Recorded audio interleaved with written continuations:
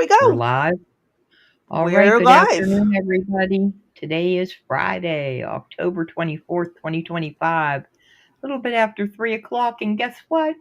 Crazy Bee let me hit the go live button all by myself after what? 7 months? Is that about right? Um, no, not 7 months. Oh, I mean, you've only had the ability to since you've gotten the computer, but you could have done it at any time. You can also end Right. it when you want to. I know. I see that. I could do that too.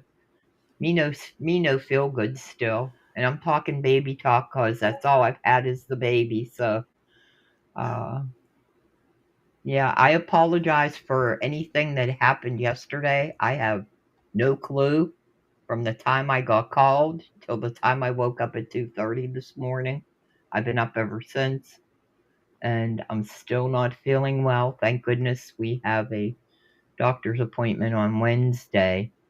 But this whole BS with I I'm really going to be interested to see the push that they're going to do with they want you to get what are the things up your nose? What are they called? Help me out, COVID Crazy Bee. test. Yes, the COVID and the flu and the RSV.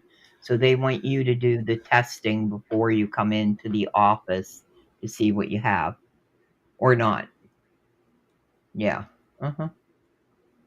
Yeah, I'm not going to do So that I kind of think stuff. they're Sorry. me neither. I'm not either. And I price them from anywhere from $18 on up if you get everything that's combined in them, that they want you to test for. So the insurance company is not reimbursing you for that. That's another out of pocket expense. That's something that you could use on your flexible spending account as a deduction if you have one. And why are we doing their job? And I think you brought this up before. How do we even Uh huh. know that you're doing it appropriately? They Unfortunate. don't. Yeah, unfortunately, I mean, what if I just came in and said, "Yeah, I have COVID," just because I wanted to get the medication or something, I know. It's like, right? how stupid. How stupid. I mean, I've never gone to my doctors for the flu. Okay, I Mhm. get the flu every year because I'm allergic to the flu vaccines. Right. Whatever. I don't go crying to my doctor. I'm throwing up and nauseated. I don't do Mhm. that. I don't go for a fever check. I just sit in my bed, sweat it out, take a shower, and if I have to, I'd have over the counter meclizine for nausea, and that's used for motion sickness. So, So that's like Dramamine or something like that, Dramamine, correct? yeah, yeah, exactly. Yeah. It's the main ingredient. But with Yeah. Dramamine, they add Benadryl to it, so it makes you sleepy. I Hey, see. Blue Rose. But no, Hi, you can Blue. actually get meclizine itself, the main ingredient, without the Benadryl. And the Okay. adult dose is 25 milligrams once a day. You take one chewable tablet a day Okay. for as And long you as it can get that is. like at Amazon. Hey, Vanilla. How you Yeah, doing? that's where I got mine. Hey, I got Oh, 100 of them for like less than $10. I got 100 tablets, oh, that's chewables. good. Yeah, see, I'm lucky. And hi, Vanilla. I get the script of Zofran, so that helps. But this whole bullshit swab is what I'm thinking. The swabs. This It's whole bull bullcrap. crap. So why go in for something that you're probably going to get over? If you start having difficulties breathing, like beyond the normal I'm sick difficulty breathing, then go in. But if you just Mm-hmm. have nausea, headache, a little bit of vomiting, slight diarrhea, that's all stuff you can treat at home. You don't have to go to the doctor for Right. every little. There's this thing called Pepto Bismol, Imodium AD. These are things we Right. used to keep in our house all the time. Correct. We And didn't have now to go to the everybody. doctors for this. Well, when people are going to the emergency room, and that is my complaint with illegal immigration, is they are Mm-hmm. going to the emergency room for this situation.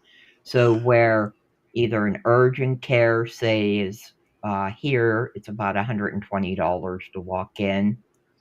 Your PCP, if you don't have insurance, you're looking about the same, 120 to 150.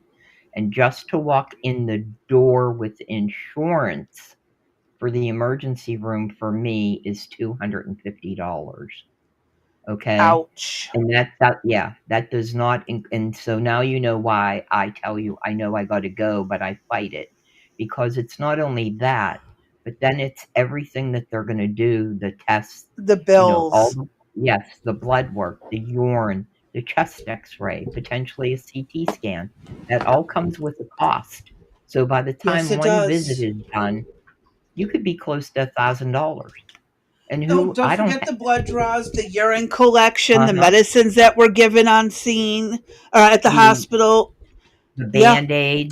Band-Aids, every pill that you're given, every injection, every little thing.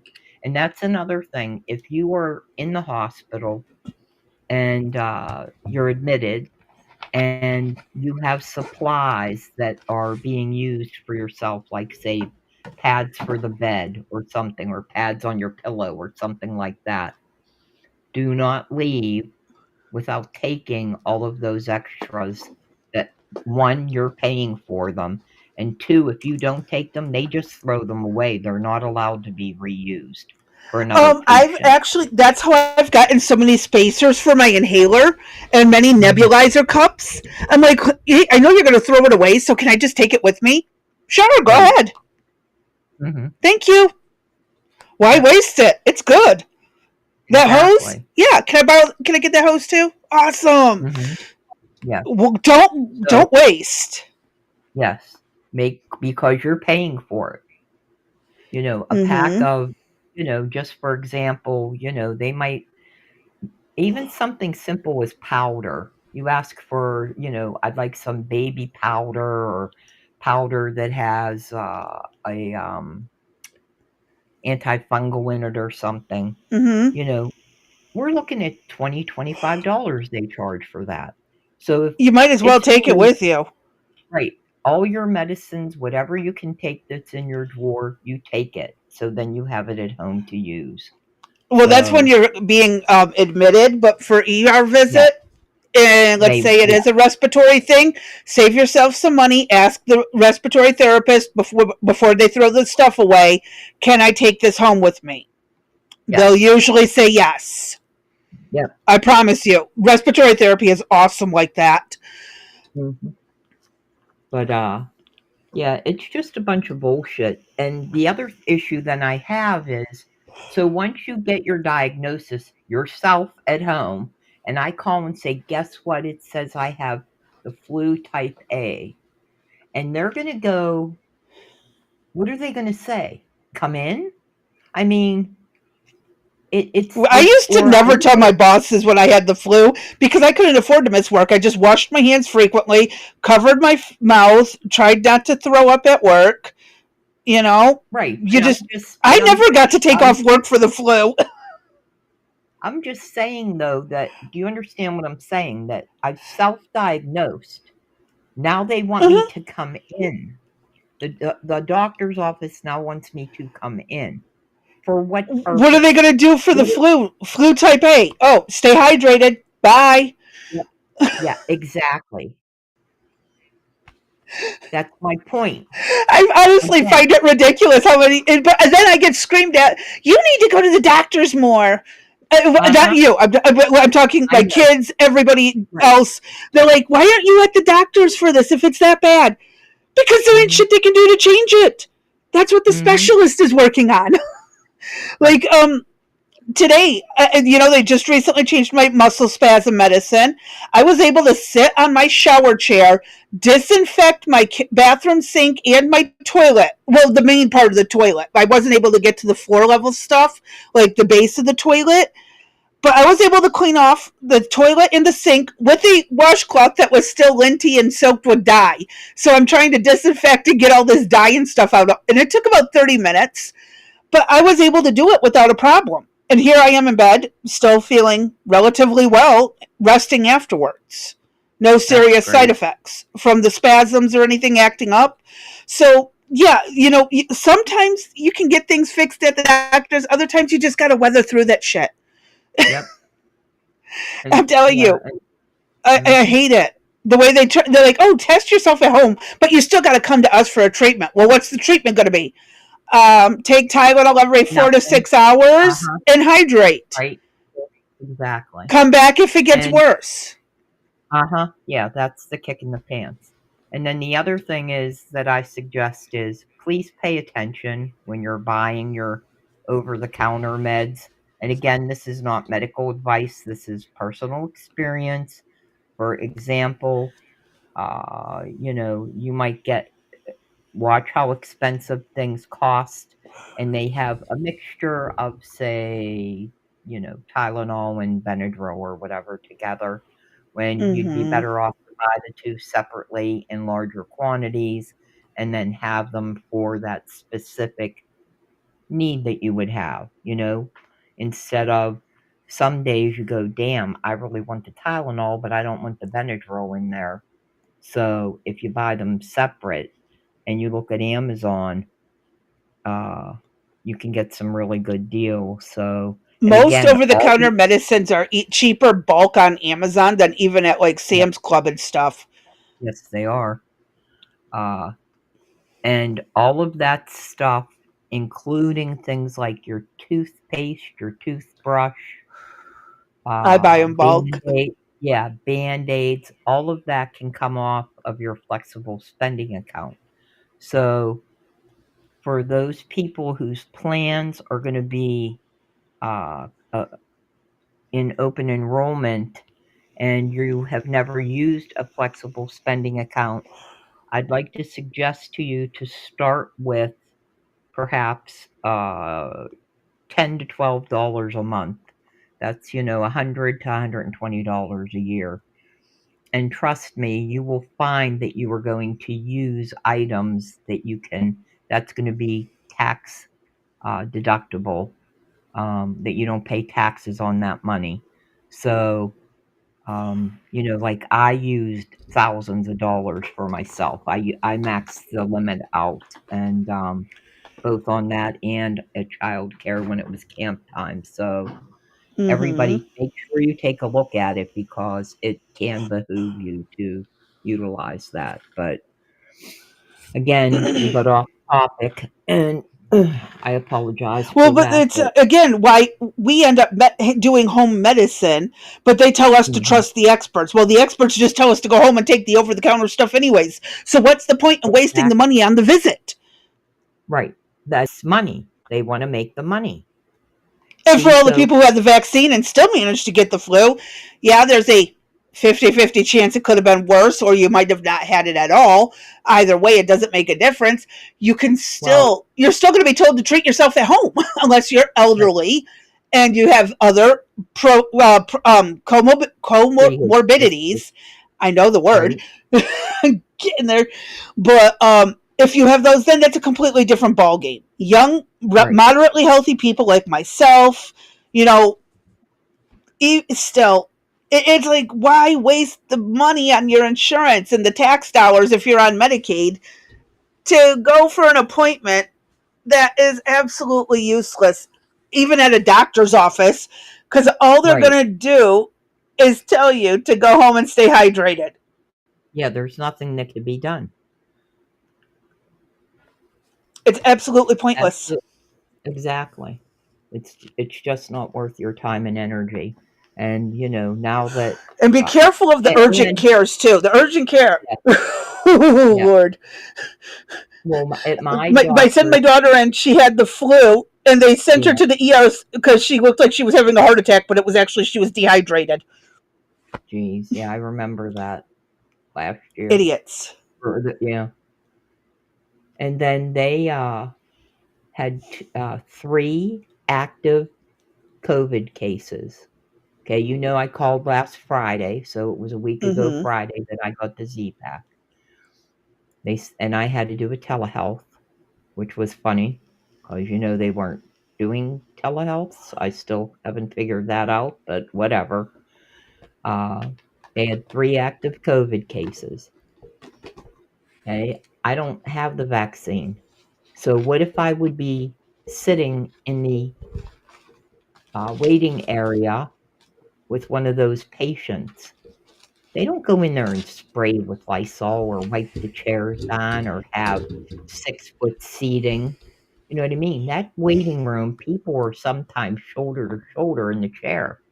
So what if I would I have have a gotten COVID and question. When's the hold last on, time you known someone to get hospitalized for COVID? I don't. But I'm just saying, what if I would have gotten it though, and I would have gotten sick and ended up in the hospital?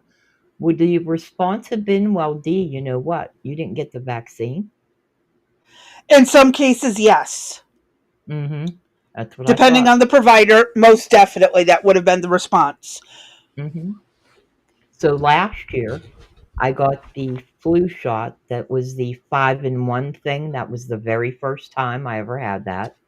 And it was the very first time I had the flu. And guess what? Who was hospitalized for 5 days with the flu? Me. So this year I I always said, get guess the what? flu worse when I get the flu shot too. That's why I can't Yeah, take it. this year I'm not getting it. And we'll see what happens. We're going to live on the wild side, I guess. And this is We're living not medical advice again. This is our own this personal decisions person. because of our own medical situations. Correct. Something everyone needs to consider. Mm-hmm. You need to take a look at your own situation, where you're at, discuss options with your doctor. Um, and we're just giving you the what the heck has happened to us kind of thing. So, Yep. yeah, all sparked by do we swab to swab or not to swab? That is the question. And no, we That is a are not, very good question. because I am not paying $25 to $30 for no freaking swab. Nope, not ain't Mm-hmm. happening. So, well, I'll let you know on when. Oh, by the way, speaking, I didn't check. Shit. Hmm. Oh God. Da-da-da-da-da. Watch this. We're gonna do this Oh, I live didn't know on. he was going in for surgery. I'll be praying for him. Did he get a date Thursday. of this week coming up? I believe next week. Next week. Yeah, because today is Thursday. So.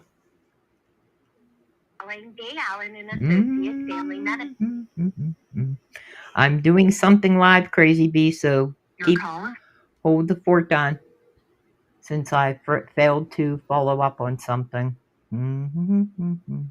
Um. Okay.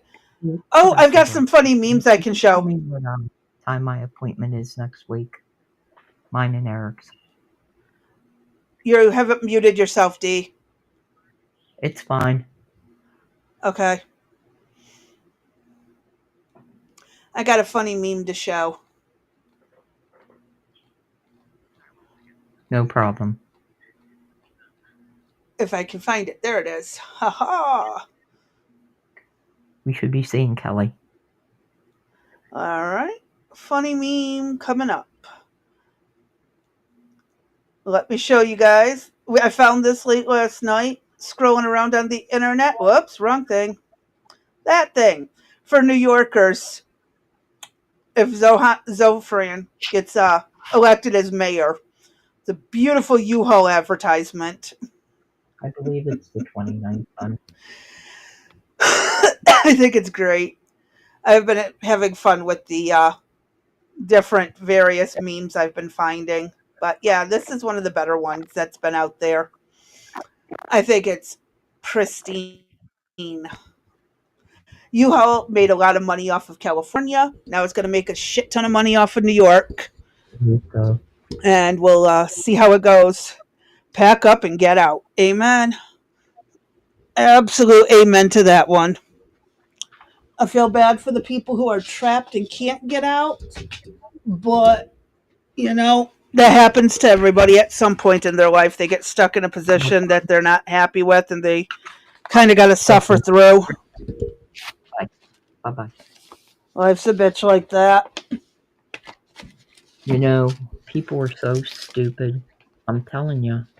I just Anyway, Feel like you're I talking just to a brick wall? the brick is better. The brick would have been better. Honest to goodness, the brick would have been better. Anyway, I have just confirmed what I failed to confirm earlier, Crazy B. We will have to throw up a pre-record this coming Wednesday. I apologize. I have a doctor's appointment I have to Don't attend to. apologize. Okay, and they couldn't make it any later. So, That um, happens. We've all been there. yeah, yeah. So I'll try to schedule things on appropriately, but I have to be there. So it is what Well, it that's is. like So come February. On February 16th, I got to be all the way up in Louisville for an appointment. We're still kicking around because, according to Google Maps, it's like a 2 hour, 3 hour drive, depending on traffic and how many times we have to stop for my back. And it's like, do we go the night before and get a motel room, or do we just go the same day and I deep breathe my way through it? get a motel room. Well, that's the problem is it's still going to have Valentine's night type things because it'll be February 15th. Oh, If that's why it's like oh, there's no real specials. You're going to get stuck with those prices that they jack up for that holiday. yep.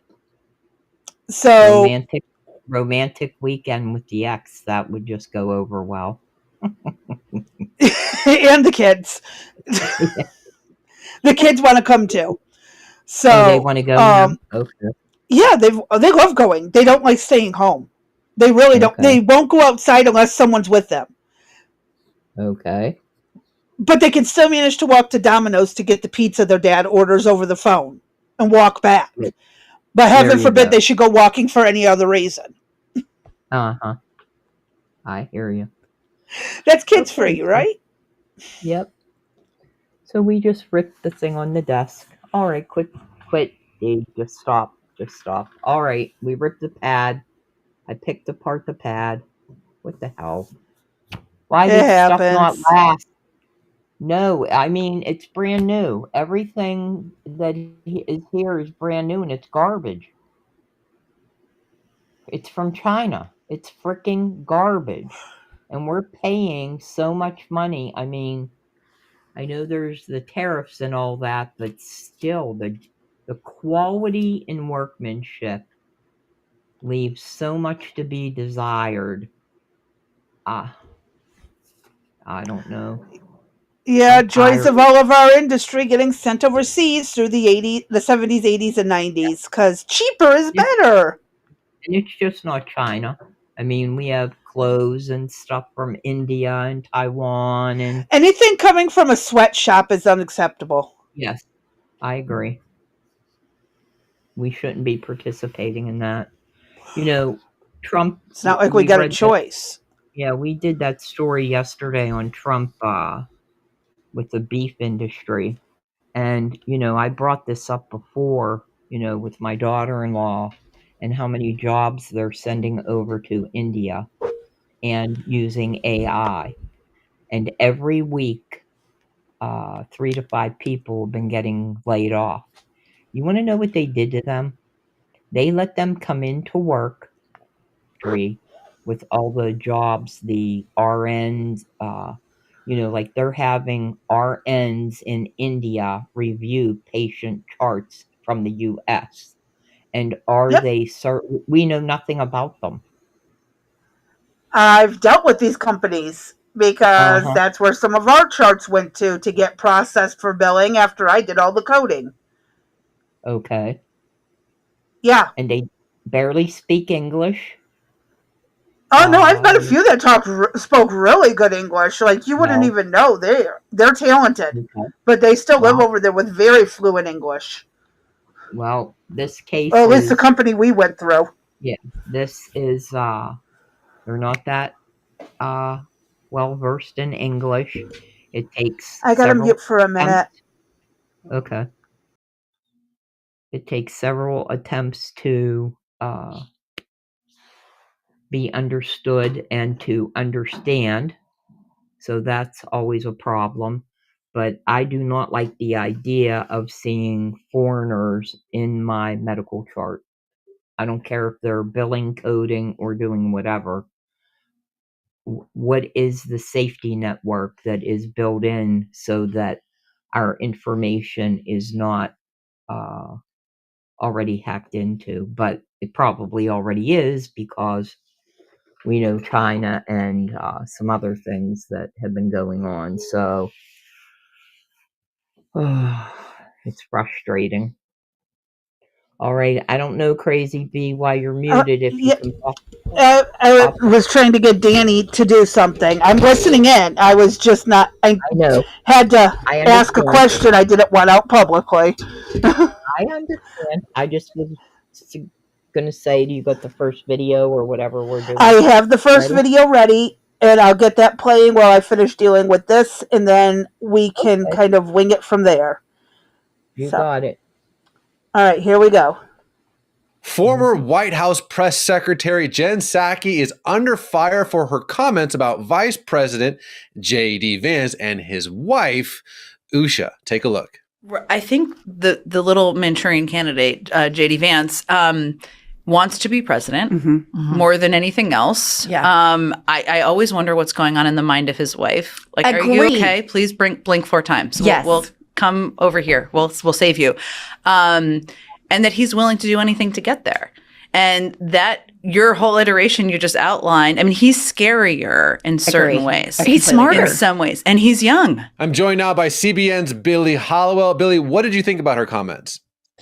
You know, I think there's a line, right, that we should not be crossing when we're talking about politics and policy and whether or not we agree with a person. It's one thing to say, I think that person's policies are not good, or I think that person's policies are problematic. Or, you know what, maybe if I wouldn't talk this way, but maybe you don't particularly like that politician. But when you cross over into trying to make somebody look scary and then asking a question about their spouse and bringing their family into it, that is always a line that should not be crossed from a Christian perspective, but also from a general, just, I think, decency perspective. So I didn't like that comment. I thought it was problematic, and I think we should be steering away from that sort of thing in our discourse. Yeah, I was wondering what she meant about the whole Usha Vance thing. And I could be reading into this, but I feel like there's this like reluctancy to realize that Indian folks are starting to become more conservative. You know, Usha, her dad, she grew up in San Diego. Her dad worked at San Diego State. My wife went to San Diego State. J.D. Vance is from Ohio. He went to Ohio State. I went to Ohio State. They have half Indian, half white kids. I'm half Indian, half white. So a little special place in my heart for this family, just because they're so similar. But I saw this article in Fortune, and I think it's important to read it, just maybe a couple lines, just to show, again, this trend among Indian folks and Asian folks. Here it is, a couple lines. Stay with me. Exit polls on November 5th showed how Asian American voters in general are moving rightward. A recent Carnegie Endowment survey starkly illustrated this changing alliance. Here it is. From 2020 to 2024, the percentage of Indian Americans identifying as Democrats dropped from 56 to 47, while support for Donald Trump surged from 22 to 31%. This shift is particularly pronounced among younger Indian American men, me, who might have been expected to rally around Harris's candidacy. Instead, they are leading a generational realignment, pushing back against Democratic policies they feel have drifted from core priorities that resonate with them. And that's what I'm finding everywhere. Like, you know, Indian folks, you talk about Vivek Ramaswamy, you go down the list of folks that are, Kash Patel. Indian folks are being like, wait a second, what's going on here? And I feel like there is almost a reluctancy amongst, let's call it left-leaning folks, to realize that this shift has happened. And so the whole, blink twice, are you okay? You're being held hostage in some way, is almost kind of gaslighting in that direction. I could be reading between the lines. Jen Psaki might not have meant that, but it feels like that. It definitely sounded like that to me. And it was very disrespectful of Jen Psaki to do that. It actually kind of pissed me off. Yeah, one, I wanted to have this played. It is from the Christian Broadcasting Network. We normally do not play, religious type channels, Mm-hmm. but in this particular case, I thought it was important because we're trying to get some minority perspectives other than our own. So it's uh, relatively easy to get African American and Hispanic, but to see either the Muslim community or, in this case, the Indian community, to have somebody come out and speak against it, I really was just wanting to get that different perspective of what they're Mm-hmm. going through and what they're feeling. And I think that the numbers, the stats that he cited are significant. I mean, to go from 22 to 31, and, for Trump, that is a huge jump. Uh, but Jen Psaki, if you don't know already, that she has her own show on MSNBC, or I guess it's MS Now. I'm not sure which part she's on, what they kept her on. But I thought it was extremely disrespectful. Blink 4 times and we'll come and get you. What the heck? She's not being held hostage. She is there because No. she loves that man. Mm-hmm. And that pisses me off. But let's get through the last minute. But yeah, I just want to say that really pissed me off from her. Mm-hmm. And so obviously there's been a lot of folks that are not happy with her comment online.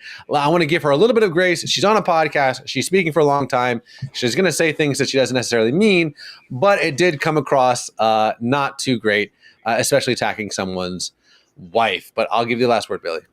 Yeah, the last word too is that, people should be measured on, sure, character, but also their policies, right? The attempt here is to make him seem scary, right? That's a political attempt. They want to make J.D. Vance seem scary, just like Republicans will want to make somebody else maybe seem scary that they're opposed to, because people will then be less likely to vote for that person. Okay, fine. You want to do that politically. But again, I don't want to be redundant here, but I think it's important. Bringing his wife in and to say like, hey, blink and let us know if you're not okay. That is just, it's so wrong, casting doubt on somebody's marriage, whether that was the intent or not. It just feels like this is the kind of rhetoric we've been talking about that, again, both parties can do it. Lots of different people do this. We've got to pull back from that and stay on substance. But I think your points, Raj, were very, very interesting. At the end of the day, as Christians, we can only control what we do. And so each of us should think, are we okay with that rhetoric? Should we be spewing that rhetoric? And maybe taking that to prayer as we navigate our politics. Amen. If she didn't mean that, what did she mean? What else could she have meant, Crazy Bee, by that? Blink 4 times. I can't think of anything. I can't Neither think of can I. anything other than her trying to throw shade on the marriage. Yeah, so Mm-mm. if anybody in the chat or anybody that hears these comments can think of any other idea of what she possibly meant by that comment, please let us know. And again, And it wasn't even like you could say that as a joke, because no, it's disrespectful in that circumstance. right. And again, I say my prayers, do whatever, and I don't think he's wrong in a way that everybody could probably back off. But there's one thing that I do disagree with, and that's pretty much he gave her a little bit of grace because she was on a podcast and talking for a long time. She should have been more cautious instead of letting stuff slip. And perhaps didn't mean what she said. Well, I'm going to tell you what. I say what I mean. I don't make shit up, and I don't make it up for whatever. When you hear me I don't say regret something, anything I say at any point. but, I might be wrong in something. I might change my position because I get more information on something, but I say what I mean. I'm not holding back on, And I'll never retract my words unless it's like, and if I'm saying something, I rarely if ever, have retracted anything I have said. And I might have apologized for passing something off that I thought it was accurate and when it wasn't. But 99.9% of the time, I stand exactly by what I say, how I said it, and when I said it. Mm-hmm. I'm not going to change. I had a reason to say it when I said it, and that was it. Well, Anyone want to argue me? I've got plenty of time. yeah. I sometimes do the I could have did it better, said it better, not been so maybe mean or bitchy, or maybe I should have been mean 9 and times out bitchy. of 10 for me, I should have been more of a bitch versus not been a bitch. There's times I could have handled it. Honestly, not even so much about handling it better, but maybe getting my point across with less cuss words, possibly. But even then, I don't regret it because it emphasized that what I was feeling at the time I was feeling it. No, Right. I don't. I rarely look back at things I say and think I could have done. Well, no, I take that back because in 3rd grade, I made myself sound like a complete fool when I fucked up something, and it haunts me to this day. But that's different. As an adult, I do not regret anything I say or do. Mm-hmm. As a child, that's different. I was still learning. I'm still learning now, but when I say something, I've already played it through in my head. Right. And this is exactly what my brain works fast. Mm-hmm. And I will sit there and make it very clear. Yeah. Now on the podcast, I don't even have notes written in front of me of what I'm going to say because all I have for notes is what we are covering next. Yeah, that is all we've got. Right. That's all we got to go by. I mean, I've watched the video. I kind of know what I'm going to say. But then sometimes I watch the video the second time and go, grasshopper. There's something else you missed or didn't see. So, but I wouldn't have given her the grace. I would have called her out and said, why didn't somebody ask her? What did you mean by that? I mean, yeah. Why didn't somebody say, whoa, what are you doing? Why'd you say it that way? Right. These are people who are used to not filtering their speech or thinking before they talk. No. And that is how this happens. Right. And that's on her program, if you've ever listened to her, which I have. Unfortunately. I mean, the rhetoric that comes out of her mouth, the only thing she doesn't have in front of her is the binder. So she gave that to Corrine. Yeah. Anyway, I am not a fan of her.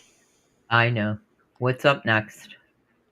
What's up next is you requested this one. I think I'm going to have to zoom it out a little bit to get the whole picture.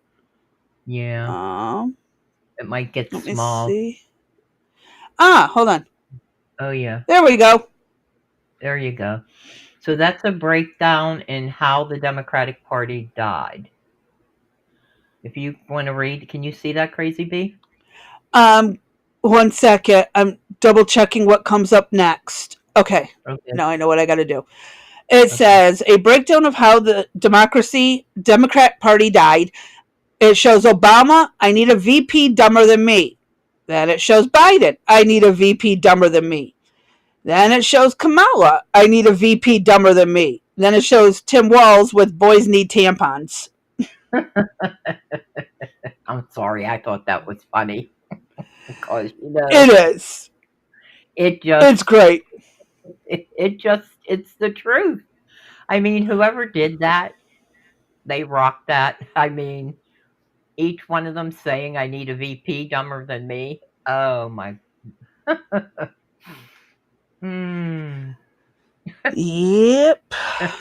Okay. How dumb do you really want to go down to? Exactly. And by the way, everybody, thank you for joining Rex Sisters today on Friggin' Friday. If you haven't done so already, yeah, please like, follow, comment, share, and subscribe to this bad boy. We need all the help that we could get. We're still underwater. Physically, mentally, all of it. All of the above. Yep. I feel like I'm drowning right now. I understand. I really do. Okay, what's up next?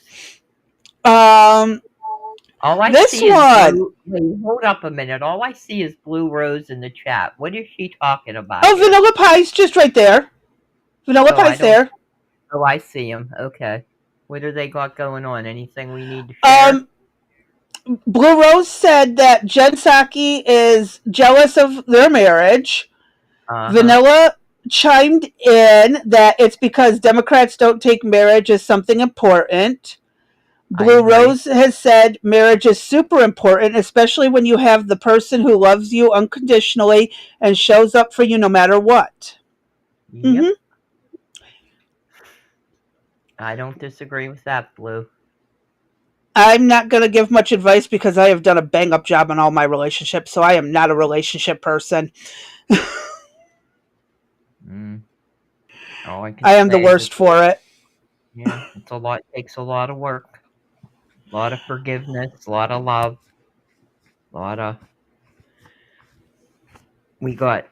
Well, when we get to that date, I'll let you know. All right, let's go on to the next. North Korea. This is amazing. Can you zoom in on this story here, Crazy B? Yeah, I had to adjust my earbud 1 second. Okay. I don't know if I can zoom in any further than this one. Okay, I can see it. All right, guess what, folks? You're not going to believe this. We haven't heard this one in a long time. North Korea is in the news again this past Wednesday. Are you ready? They stole 2.84 billion. That's with a B, billion, in a cryptocurrency heist. On Wednesday, the multinational sanctions monitoring team reported that North Korean hackers stole an estimated 2.84 billion since early 2024, including 1.6 billion just this year. The report details how Cambodian-based Huan, I can hardly see that, Pew laundered hold on. stolen. Okay. Hunan There you Pew go. laundered stolen crypto with proceeds funding North Korea's sanctioned weapons programs, and half of it is sent back to the regime. The monitoring Well, because team they found can't sell anything. They got to get money somehow. exactly. Sorry. The monitoring team found that hackers breached Bybit, DMN Bitcoin. You can read it in the description. It's hard to read. It's hard to pronounce some of these names. Yeah, BingX and Phoenix using AI tools like ChatGPT and DeepSock, and an overseas workforce of 1,000 to 2,000 North Korean IT professionals. I'll bet you any money they would like to come over on a green card, those IT people, because we don't have any here in the U.S. We get some defectors from North Korea. No one who ever wants to go back. Right. I mean, pretty much they get here and they're like, hell no, never again. I'm not stepping foot. They will literally dip, duck, and hide in America. Right. We're pretty good at getting them through quickly. Yeah. The defectors from North Korea, when it comes to the green cards programs for the asylum seeking ones, we tend to be nice to them after we do a nice thorough background check on them. So the MSMT member states issued a joint statement condemning North Korea's. Oh boy, that's big. They issued a statement, a joint. Oh wow, what did it say? Like, oh, why did you do that? Please don't do it. Oh my Lord, help me. They issued a joint statement condemning North Korea's cyber crimes and called for stronger international cooperation to block its access to global financial systems. After the UN panel was disbanded in April of 2024, the MSMT issued its second report, finding about 1.19 billion stolen in 2024, roughly 1/3 of North Korea's foreign currency income. Wow. So take a third, get a third of, your This is why I don't have cryptocurrency. This is why I don't have Bitcoin. This is why I don't have any of that shit. No, I don't have any of it either. I don't know a damn thing about it to begin with. It is all digitally stored, and digital things can be stolen. We'll wait till we get to, you know what? Do you have that other story available? The digital thing? Can you Oh, the pull that digital up? IDs? Uh-huh. That's a video. That's a video. Actually, if you want to jump the line, we can do that because that was Yeah. going to be towards the end. Yeah, let's jump the line because this is already happening and coming to a bank near you. 1 second while I make some adjustments. I I was apologize, lining up the next Tracy. one already, and you just threw my groove off. I'm sorry. I like to see how good you can hang. Here we are, 20 minutes worth of video. Let's go. Alrighty. So there's something big happening to the world right now that almost no one is talking about. And I think you're in the gonna long share it. term, this is going to change the world. It's playing in the studio. Everyone can see There you it. go. All right, now I can see it. There was a lag. Way we Gotcha. all live our lives. And I'm talking about digital ID. This government will make a new free of charge digital ID mandatory for the right to work by the end of this Parliament. Let me spell that out. You will not be able to work in the United Kingdom if you do not have digital ID. Now, it might sound like it has nothing to do with economics or finance, and maybe it sounds boring, but the truth is, this is one of the most important changes that governments are pushing right now, and it's happening almost everywhere at the exact same time. In the US, at least 25 states have already launched digital driver's license programs. That means you can now pull out your phone instead of your wallet when you check into a flight, for example. And in Europe, they passed a law last year that makes it a requirement for all member countries to roll out a national digital ID wallet by 2026. In China, they just launched their version this summer, which links it to their social credit system. Countries like South Korea, Singapore, Nigeria, the United Arab Emirates are already doing. Go ahead. Okay, so I'm not sure if I have the video or not, if we have it to show, but I watched a video now that China has put these two things together, the digital ID and the credit score. And in that credit score, remember the what is it? I can't think of although I'd have to go back. I can't think of everything. One is governance, climate, social, government, and something else. But the US was looking at it and we said, no, we weren't going to do it. Okay. But China had moved forward with it.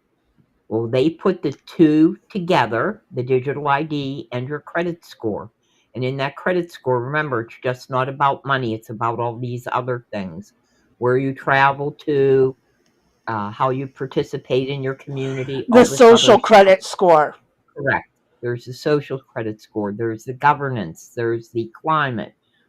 This all got added in. And these all count against you. Okay, and guess what happened? Their middle class has gotten thousands of evictions from their apartments, and they are now sleeping on the streets of China. And if you guys want to see it, put it in the chat or put it in the comments or the Discord, and I'll try to go back and find it. How much you want to bet 90% of those people got that way because they spoke out against the leadership in China? Probably. That's part of how the action will be taken against you. So, for example, part of our social credit score will be what you're doing on your computer. So Crazy B and I would get charged against us probably because we have a podcast that speaks out against the left. and the right at times when they're messed up, right? But Mm-hmm. idea, for the most part, it's the left and the extreme on both sides. So we would receive a ranking on that, and that goes all as part of this big credit score. This is going to be one of the scariest things, I'm telling you, that is going to happen. And this came down through the World Economic Forum. And despite people thinking all of that's been disbanded, and what's his face, the bald-headed guy, not Soros, what's his name, Klaus, Bezos. whatever. Yes, no, Klaus, whatever. Klaus Schwab. Yes, Klaus Schwab, him and his son, they have put this agenda forward, and countries have picked this up and are running with it. Now, did you hear what he said?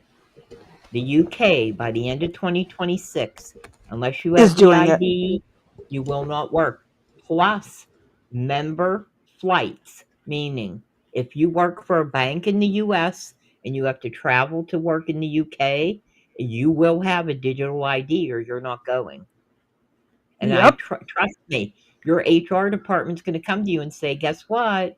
Crazy B, you're getting a digital ID whether you like it or not, or you're fired.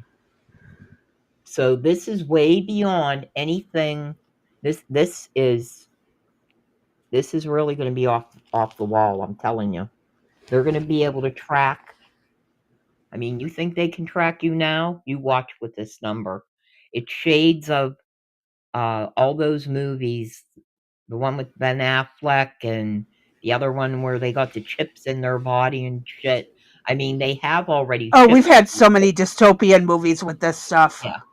I mean, they already have people that have volunteered to have chips in their arm where they just, like, say, go to Walmart and swipe the chip and the money comes off from there. So, shout out to Outlaw Dogs who just raided the stream. Hi, guys. Hey, Outlaw Dogs. Nice to see you. So it is a scary thing that I think we're headed for. And go ahead and hit play. Yeah, this digital ID shit is very scary. They track everything and anything you do. Mm-hmm. My sister's best friend is a nurse, and she said her hospital wants to implant a chip in babies instead of the hospital bracelets.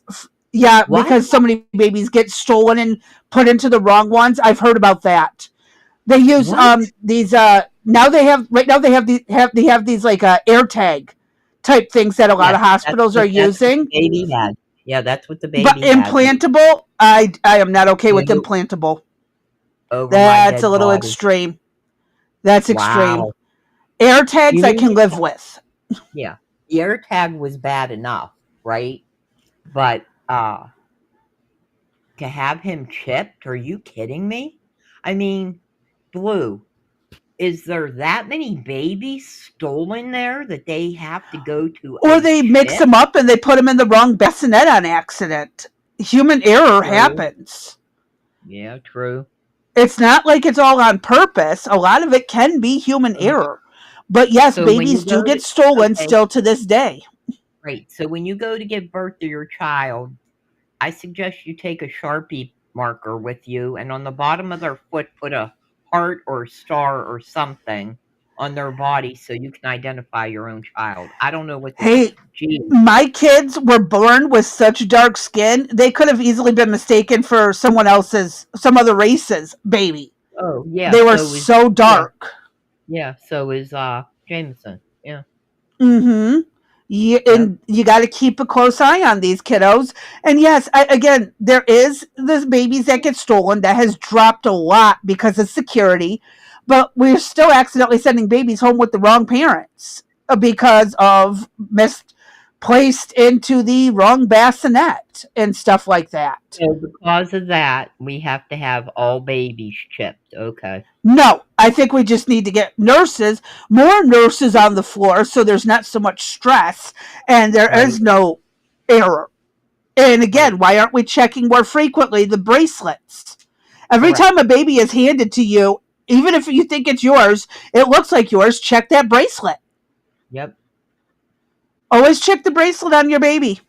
I'm telling you, I did. Every time they brought my kids to me, I looked at that bracelet, matched it. Yep, this is my kid. But honestly, my kids were so dark; they were the healthiest looking babies in the nursery. So I mean, but I was in the habit of checking the bracelets. Yeah. But EJ at 10, 11 looked like he was 9 months old compared to all the newborns. It was easy to tell him apart. mine were peanuts. Both of them were just barely over 5 pounds, but 21 inches long. Jeez. All right, Yep. let's keep going. Yep. Let's see how bad it gets. Doing this Oh yeah, it's going to get bad. with their digital IDs. Now, you might have heard of digital IDs before, but I don't think most people really understand what it is because it's not being debated or talked about in Congress. It's not really trending on CNBC, and most people probably don't even realize that this is actually happening. But what's interesting though is that the United Nations has made it one of their goals, quote, legal identity for all by 2030. And the people funding it, of course, the World Economic Forum and the World Bank. And now Europe and the US are writing all of this into law. In just the last decade, the number of national digital ID programs have doubled. Today, over 100 countries either have one or are building one right now. And when I first thought about it, at least on paper, it sounds kind of nice. It promises to cut down on fraud and make travel easier, and it onboards about 1 billion people who don't have any legal ID. But once you look into how much power this will give the governments of the world, you're going to be shocked. Once your entire identity is digital, whoever controls that ID can control a lot of power. And I don't think RFK Jr. is exaggerating when he said that this is turnkey totalitarianism. It lays the groundwork for global medical surveillance of every human being. So in today's video, I want to help explain exactly what this is, how it's going to work, how it's going to tie into our financial lives, and what you should be prepared for. So with that said, let's get into it. Hi, my name is Andre Jick. Hope you're doing well, cover the finance, and stay for digital IDs. So before I get into the details of how governments are planning to roll this out, let me first explain what a digital ID actually is, because I think when most people hear that, they just imagine it's a picture of your driver's license saved to your phone. And it kind of is that, but it's also a lot more than that. So a digital ID is a secure electronic form of ID that verifies who you are. Usually it's built on top of an app on your phone, and inside that app is all your personal information, which is then verified by a trusted authority like a company or a government. But there is a big difference between the physical version and the digital one, because digital IDs use something called biometric data, which are things like your facial recognition or fingerprints, with cryptographic encryption, so they're a lot harder to fake. And once you've been verified, that ID becomes reusable. That means you don't have to keep handing over your passport or your license to different companies, or even go to the DMV. You can just share that specific piece of information that they need. So for example, if a bar needs to know that you're over 21, the app could just say, yes, this person is old enough without necessarily revealing your exact details, your birthday, or your full ID number. So on paper, it sounds like a convenient thing to have. It's more secure, there's less information floating around, so less chance for fraud. But as you're about to find out, you're going to realize that when you centralize that much power, the question becomes, what can they do with it?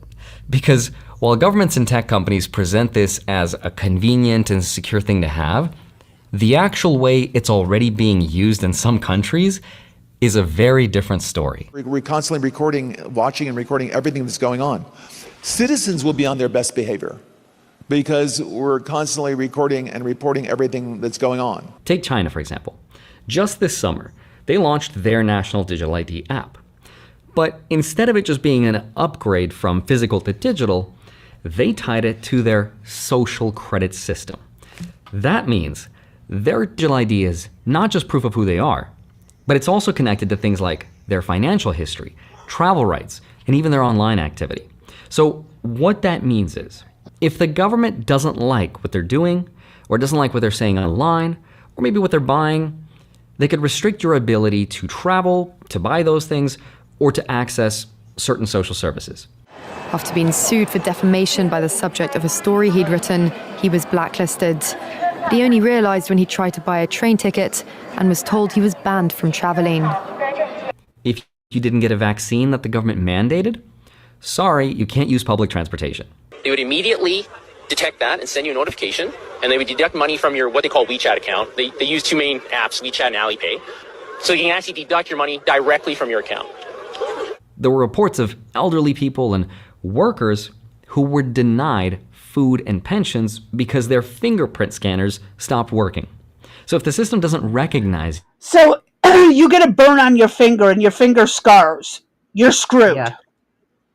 Well, unless you somehow get to redo your fingerprint. But where do you go for that? Who's gonna, you know what I mean? Where are we going for that? I see too many flaws in this system. I'm not okay with it. And the fact that, you said something we don't like, good. Now you don't have a paycheck for a couple weeks until you apologize. Settled on, right. So I can see now, like Social Security offices, we're going to have, digital ID offices to make adjustments, get corrections, go in because you have, like you said, you can't eat for 2 weeks because you said something. Who's going to make these determinations? We don't have that infrastructure in place right now. Goodness gracious. The Social Security office and the IRS can't even talk to one another. It's probably going to end up being AI. Yeah, AI is part of this whole Let's make it even worse. Right, and then you mix in your medical records. Oh, you don't get medical care because you said something we don't like, so good luck getting your insulin. Exactly. I mean, I'm telling you, I'm worried about this. It's scary. This scares the living shit out of me. This is like, to me, this is worse. Every dystopian movie. I know. To me, this right now is worse than Zofran. Honest to goodness, this scares me more than Zofran. And yet, it's actually being considered by our leaders. It's being done. It's being implemented. Already states have done it with their driver's license stuff. And it's being written into law. I mean, you saw the United Nations wants everybody to be legal by, 2030? That means if we do not have the illegal aliens removed from the country, which we're not going to, probably, that they are going to receive some type of digital ID, which means they then... Well, America isn't going to do this, but the UK and Europe, but eventually it will get here. But at 2030, I don't think we'll have it in place. I don't know about that. I'll take a bet on that. We'll see what Trump does. I don't think that given that all the countries are going to do this and the United States doesn't, and they're going to preclude, it's going to be, unless your people are digitally verified, they can't travel to our country. Oh, I'm not going to be traveling anywhere anyway, so good luck. Yeah. Sorry for those of you who have to travel. Go ahead. All right. Recognize you don't get food. That's kind of crazy. And I have to pass facial recognition identity verification, which is insane because all I want to do is just spend my gift card balance on this debit card. These are real-world examples of how powerful and dangerous this can be when your whole identity is digital. And this is just scratching the surface. Before I tell you how these systems can really be abused, what I found really interesting is just how fast they're putting these systems into place. So in the European Union, for example, they already passed something called EIDAS 2.0, which is a law that basically makes it a requirement for all countries in the European Union to offer a national digital ID wallet by 2026. So in just about a year or two, every single person in Europe will have access to one government-backed app that can log you into your bank and pay your taxes. And it's being sold as kind of a universal login for life in Europe. In the UK, for example, their Prime Minister, Keir Starmer, he wants to make these digital IDs a mandatory requirement for everyone. We need to be really clear. You must have ID, mandatory digital ID, in order to work, because we have to stop illegal working. Now, here in the United States, you want to stop illegals from taking the jobs there? Quit leaving your borders open. Start enforcing the border laws. Right, exactly. Oh my God. Hey, JJ. Oh, they drive me nuts. And oh yeah, hi JJ, sorry. And Sleazy Auto, and I think I caught Outlaw Dogs. I apologize. We got Outlaw Dogs. Who else did we miss? You said Sleazy somebody? Sleazy Auto. Sleazy Auto? I don't think I've met Sleazy Auto. Hey, Sleazy Auto. They've been in before. I've seen them in before on here and on Lord Sterling, I believe. I've seen them a few times. Interesting. All right, cool. When you see so many names, when you moderate and run your own podcast and stuff, you see so many names, they do start to blur together. So I do apologize if I get you guys wrong. It's not always easy. But it's good to have everybody here joining us today. Thank you. Greatly appreciated. Right. Yeah, go ahead. Let's keep going. United States. We don't have one national system yet, but we're getting a lot closer. At least 25 states already have mobile driver's licenses, and 20 others are working on them. And even tech companies like Uber and Amazon are starting to accept them. Because you're anonymous online, it can be worse. I do think over time, with things like deep fakes, most of the time you're online, you're going to want to be in an environment where the people... Well, what's worse, the thing that bugs me, I want my anonymity. I don't want people knowing who I am all the time. I don't want them being able to pull up my address and all that because I'm logged into a website and it has to give our actual names. I like anonymity. It's why I got off of Windows. It's going to know your voting record. It's going to know whether or not you possess firearms. Everything. If you go to the state store for alcohol, it's going to know your shopping habits, everything. Your pornography. I like anonymity. Yes. Mm-hmm. All right, go ahead, Crazy B. It's bad enough they stalk us. He is mixed up in so much shit. We need to do a deep dive into him. He's involved in just about every it is frickin' Friday, right? Frickin' Friday? Yes, it is. He's involved in every frickin' thing that goes on in this country behind the scenes. Yes. This is Bill Gates. He is a power-hungry asswipe. I mean, I don't know what his dream is or where he gets wet or whatever.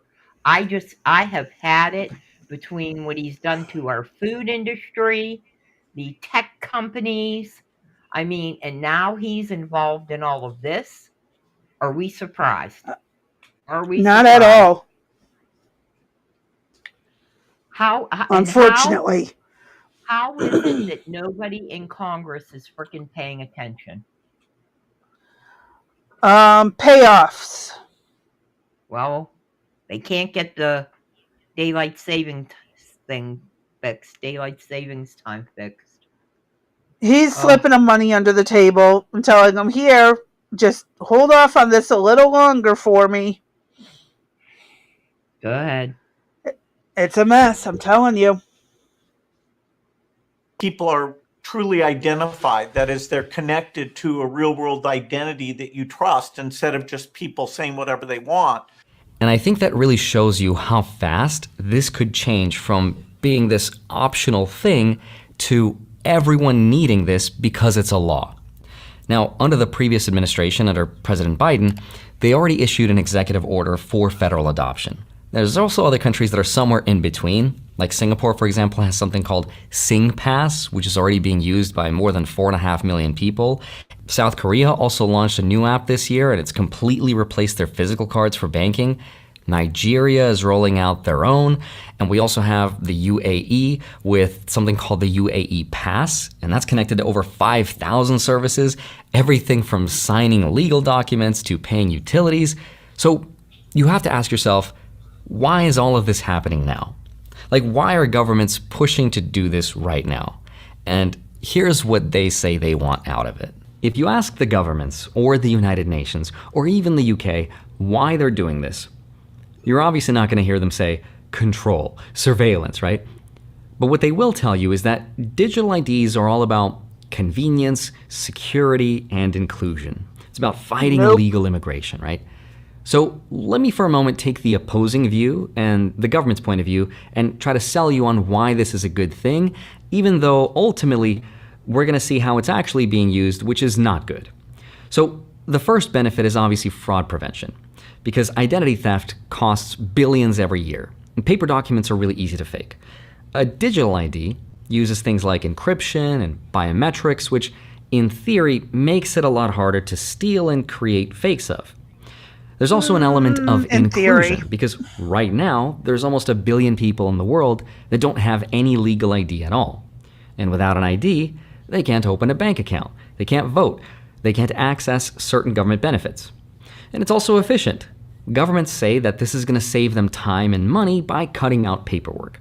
That means no more waiting in line at the DMV, no more mailing forms. Just log in with your ID and you're done. Estonia, for example, handles 99% of public services completely digitally, and they say it saves them around 2% of GDP every year. And then there's something called interoperability. The European Union says that once their wallet is live, you'll be able to travel across all the countries, pay taxes, and even rent a bike with the same app. So that is the official explanation of why governments want it. A kind of universal passport for the digital world, right? The United Nations has called it the key to, quote, sustainable development, because it's supposed to bring everyone into this system. So on the surface, I think it sounds completely innocent, but the reality is that it's anything but that, because once you start to really think about it, the same features that makes it all convenient are also the same features that will be abused for power. And here's exactly why we should be extremely concerned. Once you centralize identity into one system, yes, you do make it easier for people to prove who they are, but you also make it easier for governments and corporations and special interests to track and control people. We've already seen governments weaponize financial access against their own citizens, and you're going to see this happen in 3 specific areas: government power, corporate power, and surveillance. So the first example, government power. If you remember in 2022, during the Freedom Convoy protests in Canada, the government used emergency powers and ordered banks to freeze accounts linked to protesters. They targeted regular people who donated money through GoFundMe. And overnight, citizens were locked out of their own savings. There was no trials, there were no court rulings, no one was convicted of any wrongdoing. It was just because they supported the wrong cause. There was also Georgia earlier this year, where Amnesty International reported that the government froze the bank accounts of NGOs and lawyers who were providing legal aid to protesters. And their crime was offering support to people exercising their right to protest. So with the click of a button, the government just silenced people by cutting off access to their money. And I believe he's talking about Georgia, the country, not the state. Oh, okay. Yes, that's why we haven't heard about it. I believe it is Georgia, the country, over by Russia. Okay. All right. They've been known to do this stuff too. Yes. It's scary, and I sure as hell don't want them telling me when and where and how I can use my money based on what they think of me. Right. So, all right, let's try to get through a little bit more. But yeah, this is really messed up. Under existing anti-money laundering laws, this is super easy to justify because banks are required to freeze or flag accounts that they suspect have unusual activity. But what counts as unusual activity and who gets to decide that? That could mean transferring money to buy Bitcoin. It could mean donating to a protest movement. It could even mean participating in the boycott of a company that the government wants to protect. None of this has to be proven illegal in court. As long as they have suspicion, that is enough. And that's a very scary thing. Now, the second place you're going to see this power is corporate power. Again, Amazon and Uber and other companies are already experimenting with digital IDs. But once it becomes the standard, it will stop being just identification. It will become what some people call a super cookie, right? Like, think about how a website uses cookies to track your browsing and sell you ads, right? But now apply that across your entire identity. That opens the door to something called dynamic pricing. And that's a shareholder's dream, by the way. Here's how it's going to work. Think about how airports charge us like $20 for a sandwich or a bottle of water. Why? Because they know you're trapped. You're not going to leave the airport, get an Uber, and eat somewhere else, and then come back through security. You are stuck. That is a very simple form of dynamic pricing. But imagine if that logic gets supercharged by digital IDs. Let's say your ID app shows that you just got off a 10-hour flight, right? The system knows where you've been, it knows your wallet balance, it knows you're hungry, so the algorithm decides, that person is stressed and they will probably pay more. And then boom, your sandwich is $25 instead of $12. But the person next to you might pay less just because that system thinks they're more price sensitive. They can tolerate $15, but not $1 more. Ticketmaster, for example, already uses dynamic pricing, where the same ticket can jump in price minute by minute based purely on demand. Now imagine, though, if your digital ID shows you've searched for, Taylor Swift tickets 5 times this week. The algorithm knows you are more likely to pay more, so your price gets pushed higher than someone else's. Airlines already do this. Or think about car insurance. Right now, companies use broad categories, right? But with digital ID, they could see your exact driving history, your Uber ride logs, where you hang out, all based on its ability to digitally track exactly where you are and where you've been. And you don't get to negotiate any of this because the system already knows too much about you. That's the corporate power risk. And then, of course, there's one more. The third place this power will show up in is surveillance and security. Some digital driver's license apps in the US already have what's called a phone home feature. That means every time you use your ID at a bar, at an airport, or a hotel, it pings a government database. So now, instead of just being a harmless ID, the government now has a time-stamped log of everywhere you go and everything you do in real time. If you add in central bank digital currencies on top of all that, which are already being tested, as well as an API that companies can pay to access, and it's not really that hard to imagine a programmable-like money that is tied to your biometrics. That gives the government the ability to program dollars that maybe stop working at certain stores for certain purchases, or even dollars that expire after a certain date. It's all up to their discretion. But it gets worse when you consider data breaches. India's Aadhaar system, for example, which is the biggest digital ID program in the world, has already had multiple leaks.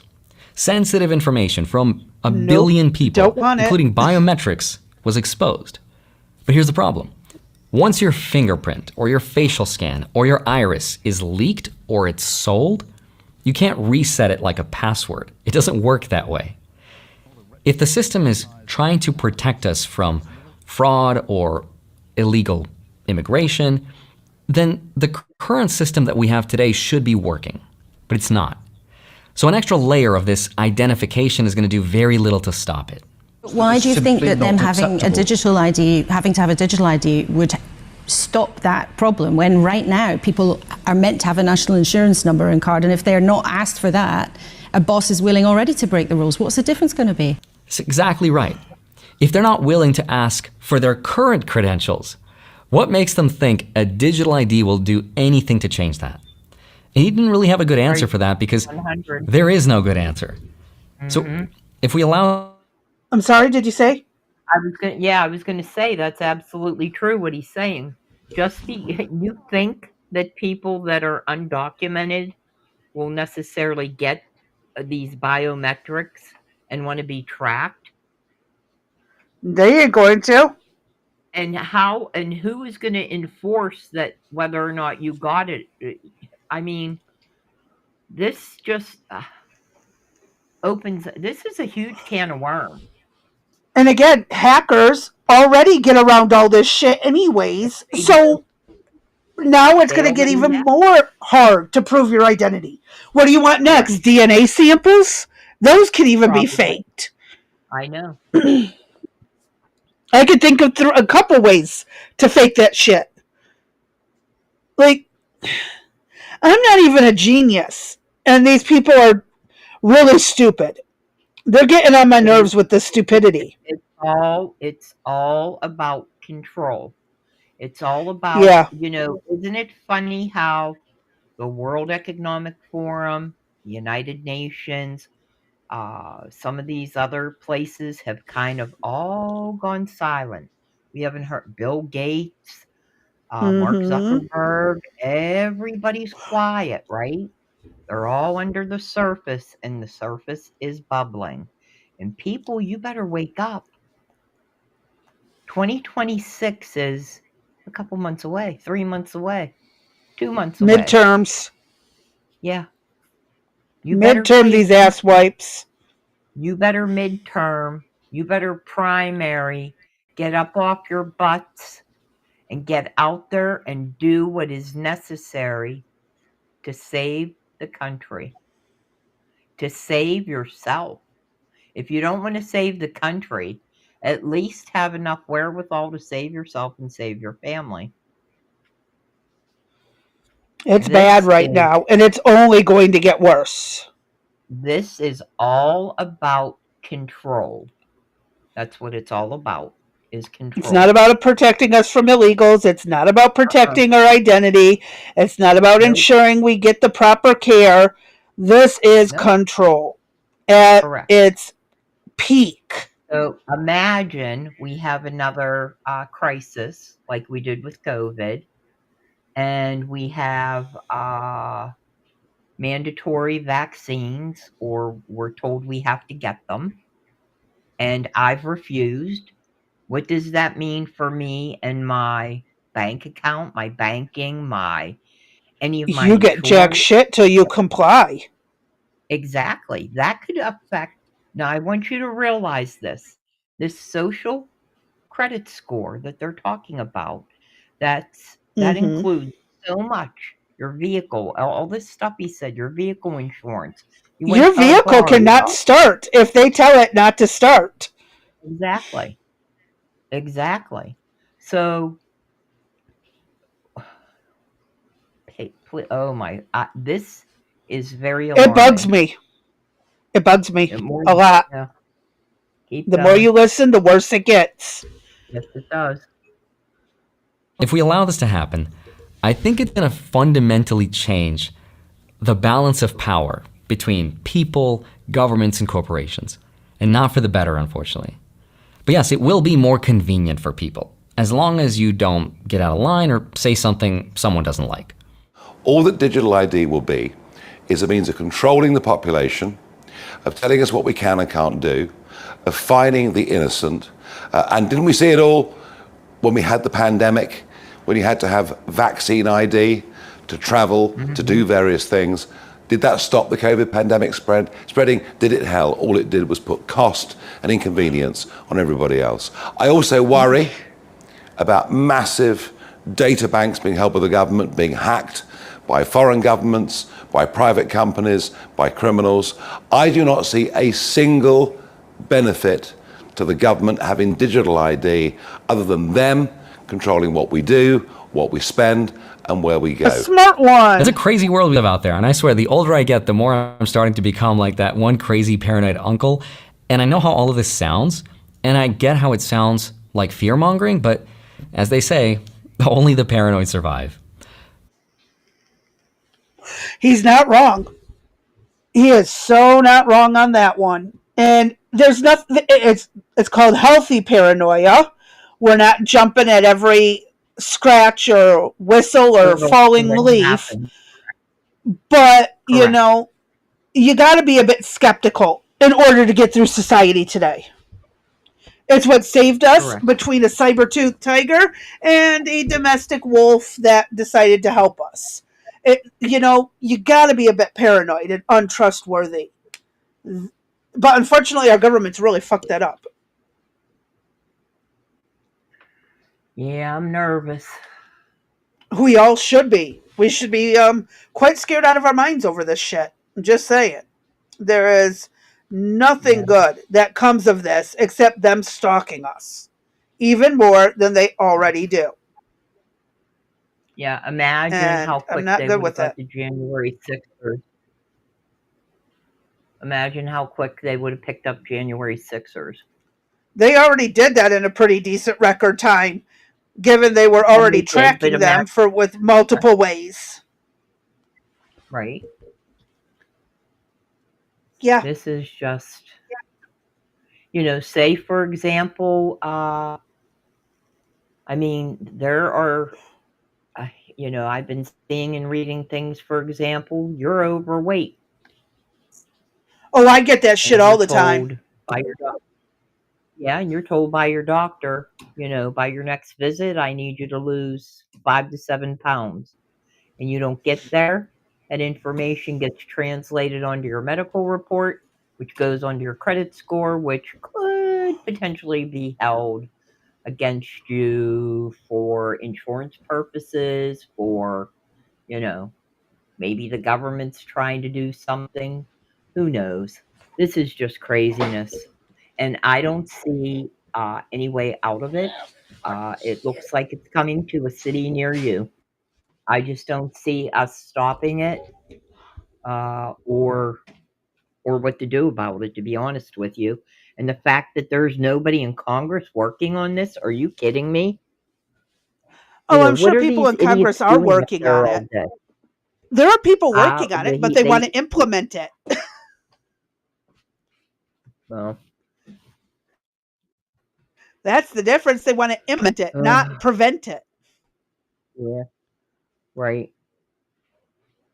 Well, we need to find out some more intel on this. As I said, you know, China, imagine you're in your, you know, apartment or home or house or whatever you have that you think is just average, and these two scores get added together, and like China, they kick them out. Mm-hmm. So it's wake scary. Up, people. Shit's happening. Wake up for sure. Right under your wake up. Stuff is happening right under your eyes. Now, Crazy B, I'm probably going to throw you off again, but do you have the Zofran thing I had by any chance? Or was that later? Is that for later? We covered all of his stuff later. yesterday. Never mind. No. Yeah, there's something new on him. It's okay. It's in the DMs. We'll do it later. It's okay. Oh, okay. Go ahead. What do you got? It just kind of went with this. I didn't think about it. That's okay. All right. What do you got up next? Liberal hive mind clip. Okay. That you sent over. And we're going to hit play. I don't remember exactly what this one is. So we're about to find out together. I do. Because as much as I edited it yesterday, Yep. And JJ, I think I fixed my audio. I'm not sure if it's too high or too low. I'll fuss with that in a little bit. All right, folks, so a little bit of backstory. I'm sure you guys remember when Big Balls was assaulted in D.C. Confirming President Trump's claim that a former DOJ employee was attacked on the streets of D.C. last night. Multiple sources telling Fox News that Edward Kornstein was violently beaten in D.C. Elon Musk says Kornstein, also known by a colorful nickname, was, quote, beaten to the point of concussion while while trying to save a woman from a DC assault. So the Doge icon, Mr. Big Balls here, was brutally, viciously assaulted in the streets of DC. Then, of course, the individuals who assaulted him were identified, they were hit with charges, and fast forward maybe 2 months later, we learn that DC Judge Kendra Briggs decided to give them probation and no jail time, a little slap on the wrist. We have an update tonight on a case that got a lot of attention, the assault of a Doge staffer here in the district. You may remember this picture. Today, the 15-year-old girl accused of attacking this person you see on your screen there pled guilty. Now, Melissa Kim walks us through what happened today in DC court. Well, the 15-year-old girl appeared to be nervous and fidgeted quite a bit as she told Judge Kendra Briggs, quote unquote, I plead guilty for 1 count of simple assault. According to prosecutor Stephanie Daigle, the girl assaulted the victim with pepper spray without any legal reason at the Sunoco gas. You assaulted someone with pepper spray and that's just simple assault? Right. Simple assault is jackass ran his mouth and I punched him. I had a reason to at least hit him. Yep. I know every state has their own definition for whatever the crime is, Yes. type of thing. Yep. It's not universal. It's just stupid. Look, girl, really? Why would you pepper spray someone for no reason? And 15 years old. 15. I've done stupid shit, but I've well, hold on. No, I've done worse. I actually did worse than pepper spraying someone. We started playing flashlight tag with Roman candles, but it was consensual tag. Yeah, well, that's consensual. We're talking violent here. What about shooting each other with paintball guns and BB guns? That's, I mean, as long as it's consensual, it's fine. Okay. But she just didn't know this person. Random person walked up and pepper sprayed him? Correct. Like, who the hell does that? Exactly. That's my point. She's 15 years old, and she goes up against the Doge employee, Big Balls, the big guy that, you know, found all the money. Yeah, They attacked them. They were assaulting a woman. There was no They were assaulting a woman, Yeah. and he went to save her, and they turned, and you'll hear more about the story about the other child that was in on the assault. I can't imagine. I can't believe this is allowed. Don't you know where your children are, for Pete's sake? Or even if you don't know where they are, don't you have any? I just am floored by. I'm going to be honest. My parents didn't know what the fuck I was doing 90% of my youth. Neither of my parents really knew what I was doing or where I was at. Yeah, I'm not going to deny that, but there is something to be said for, what do you want to call it? Morals, values, behavior. Yeah. You just don't do, right? You don't. You teach your kids there are consequences for your actions, like I did with my kids. Right. For the girl, Yeah. she probably had pepper spray in her purse to protect her from, you know, an assault. All right, that's fine. I let my daughter carry pepper spray. She's Yeah, you don't- she's 20. She has a knife and pepper spray. Yeah, you don't take it out of your purse to go assault Big Balls, though. You know what I mean? Or the other woman that, you know, you're trying to carjack. Go ahead, Yeah. continue. It's Yeah, just I get it. ridiculous. This is just bad societal things. Yeah, poor parenting. Whoever the parents are, your children suck. That's all. It might not even be the parents. The parents may not be in the picture. It could be auntie or grandma or great grandma Whoever raising it these is, kids. Whoever's in the charge of parental rights, you sucked. Yep. All right, let's hit play.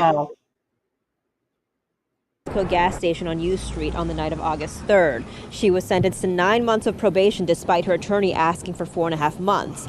Meanwhile, the 15-year-old 9 boy is fair. previously pled guilty to a felony assault charge and was sentenced to 12 months probation because, according to prosecutor Daigle, he attacked the victim to the point where he broke his ribs and had to get stitches on his face. The judge ordered both of them to stay away from each other and away from the district except to go to school and any job or family obligations. Both of them are from Maryland. Now, the judge did emphasize the purpose of juvenile court, which she says is to rehabilitate, not punish, which she hopes will happen with these probation. You only can rehabilitate people if there is a punishment for the behavior. Do they not realize how retarded they sound? Dun, dun, dun, dun. I have nothing to say. Because you're in line with what I'm thinking. And it's just... Exactly. Uh-huh. These people are fucking idiots. Yes, ma'am. Oh, my God. Oh, my God. Okay. All right. Probation periods. The two of them are scheduled to check in with their progress in Hold up. I should take a clip of this and give that to Jacob's school. Right? Yeah. You tell me. I would definitely take it up to the school.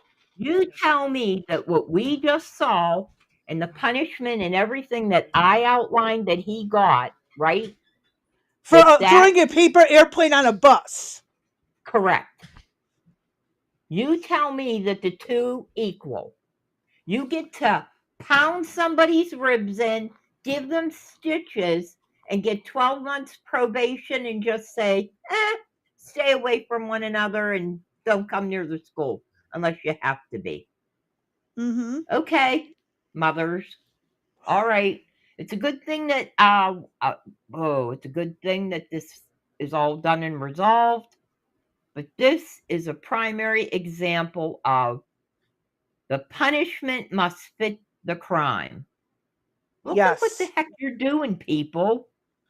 Your grandson has a month of basically probation for throwing a paper airplane. Yes. This is and attributing to juvenile delinquency. Yeah. Contributing to the delinquency of a minor by just slapping their hand and saying, don't do that again. Uh-huh. What are they doing out at night, trying to carjack somebody? Go ahead. Exactly. Mm-hmm. We got Go Trump USA today. Hey, good to see ya. Hey, Go Trump USA. Good to see ya. I'm just absolutely livid with that. They're going to let these teenagers who both have priors, evidently, according to this, still get the baby hands, the gentle glove treatment. Like, that pisses me off. Like, holy shit. Oh my God. Like, okay, when I was their age, if I got into a fight at school and caused someone physical harm on or off school property, you not only had a fine, you had probation, and you had anger management for a standard fist fight on the street. That's what you got for this level of a fight. You had, and that's if it's your first time. Second time, you're sitting in jail for 6 months to a year, then a fine, and still more anger management. That was the escalation when I was 15, 16 years old. I knew the law because I was often fighting people, but I was actually the victim most of the time. I didn't start it. But still, the shit, I know the law because if you're going to break the law, you better know the law. And at the time, it was 6 months probation, anger management, and a fine. That's all there was for a juvenile. Right. This is bullshit. Just probation. Their parents should be paying his medical bills. Right. His equipment was broke. Go ahead, keep going. He needs to take him to civil court. Sorry. Okay, here we go. In 60 days. Probation for a heinous, violent attack, assault on an innocent person. Again, that's the message, right? That's the message to all these violent thugs on the streets. You could beat a man in broad daylight and you'll be back home before sundown. You won't even miss dinner. It's moral bankruptcy. But now, of course, Trump's America, baby. The adults have entered the room, and when the blue city justice system refuses to do, justice, this administration moves in. Now comes Jeanine Pirro, announcing the feds have picked up those kids, and they are now facing federal charges. And I gotta tell you... Thank you! Yes, ma'am. Don't he mess was a with federal the judge. employee at the time they get federal charges. Yes. Beautiful. Yep, don't mess with Judge Janine. Amen. I like Judge Joe Brown too. Dude would Yeah, me not too. tolerate shit. Nope. Judge Judy was another funny one. Yes. All right. I'm going to push play. I know I keep stopping because I have my own 2 cents to put in. And we don't want to get hit with the copyright infringement stuff, So Right. I'm going to try to space it out a little better. Okay. But you'll be Hell yeah, mad. for all the disgusting attacks on U.S. Attorney Janine Pirro, she's doing one heck of a job so far. Today, we are announcing that Lawrence Cotton Powell, who is 19 years of age, along with Anthony Taylor, who is 18 years of age, are now charged with assaulting Levine. Cotton Powell was stomping on Levine's head, as you can see in this poster to my left. Levine was able to get... I want to address this at Go Trump USA. No, those were actual civil cases that they were ruling over. They are actual civil cases in their jurisdiction. That's correct. They were not made up cases. Some of them were absolutely stupid. It was a very stupid reason and they got told so. But yeah, unfortunately, those were real cases. Able to get up momentarily, but the crowd chased him and got him down again. They continued to attack Levine while he was on the ground, and then proceeded to rob him of his sneakers and his watch. The group then, after the robbery and assault of Ethan Levine, they walked in the direction of where another crime occurred within minutes. Perfect. That, my friends, is exactly what people are looking for. You shouldn't just get a get-out-of-jail-free card because your zip code is woke or your skin color is dark. Laws must be enforced. And if these local Soros-funded clowns won't do it, federal law should. And that, I believe right now, that's the Trump blueprint. Cleaning up the mess that the left is leaving behind on so many of these different issues, whether it's illegal migration, gangs, cartels, the whole freaking ecosystem of chaos that the Democrats have cultivated for years. This administration is coming in and cleaning up shop. And the left is pretending as if that's so outrageous, real controversial stuff from all these professional pearl clutchers. But even on the issues that are supposedly the most controversial, like the mass deportation program, or I guess more recently, hitting cartel boats, these cartel vessels with massive airstrikes, well, when it comes down to public sentiment, the people are behind it. Take a look at this poll. Approval of the U.S. military conducting lethal strikes on Caribbean boats suspected of drug smuggling. 49% approve, 42% disapprove. So even this... I absolutely approve of this, and I'm very, very glad Trump is hitting these boats before they even get to our coastline. Yep. Best way to end the drug trade. Sink those boats and then send divers down to retrieve everything and destroy it when you get back to land. There you go. We was just watching another drug boat get destroyed. Good show. Yes, it was. I bet. It's about time. That's all I can ever say is it's about time. All right. Sorry. I know I said I'm going to stop doing this. Even the stuff that's supposedly so controversial. Donald Trump has declared himself king, McConstitution this, McConstitution that. The people are behind it. This is exactly what they voted for. This is the mandate. To put an end to the lawlessness, the crime that Democrats enable, justify, and in some cases directly fund or aid and abet. And let me tell you, that's really the proper thing to say. That's what these Democrats are doing. That is the new Democrat track record. Aid and abetting criminals, harboring criminals, enabling them. We didn't call Joe Biden the cartel's employee of the month 12 months a year for 4 years straight for no reason. Criminals love the Democrat Party, and actually speaking to that, Janine Pirro again put it in clear perspective. Here she is educating us on the Biden track record of crime. At the end, the question is whether or not Congress wants to get involved. And if Congress gets involved, we can change these laws. We can make these young offenders accountable. And that's one of the first things I said when I got here. You've got to include them in the criminal justice system, yoga and ice cream socials and family court are not the answer. We can give rehabilitation, Dana, in the criminal court for young offenders who deserve it. But there is no message of accountability here. And right now, in my office, when I got here, the prosecutor before me, the Biden prosecutor, did not paper something like 65% of the arrests. That means that when Wait, 65%? Yes, ma'am. Washington, D.C., baby. What the hell? Yes, ma'am. And not only that, but you know what's scary is it has to go to Congress. Damn.